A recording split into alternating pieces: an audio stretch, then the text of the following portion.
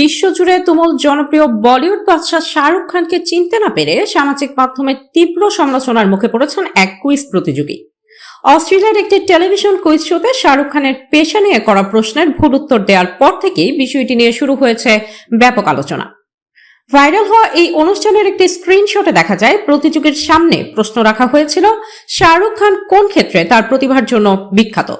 উত্তরের জন্য 4টি বিকল্প দেওয়া হয়েছিল: software development, film acting, motor racing এবং প্রফেশনাল পোকার। কিন্তু সবাইকে অবাক করে দিয়ে ওই প্রতিযোগী সফটওয়্যার ডেভেলপমেন্ট অপশনটি নির্বাচন করেন। এই উত্তরটি প্রকাশ্যে আসার পরপরই সামাজিক যোগাযোগ মাধ্যমে শুরু হয় তীব্র প্রতিক্রিয়া। অনেকেই প্রশ্ন তুলেছেন, এত বড় একজন আন্তর্জাতিক তারকার পরিচয় না জেনে কেউ কিভাবে কুইজ প্রতিযোগিতায় অংশ নেয়।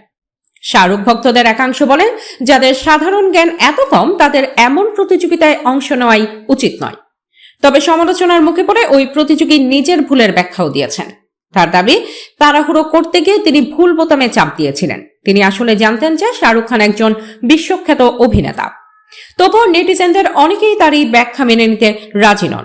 ফলে সামাজিক মাধ্যমে এখনো তাকে নিয়ে চলছে নানা রসিকতা ও ট্রোল।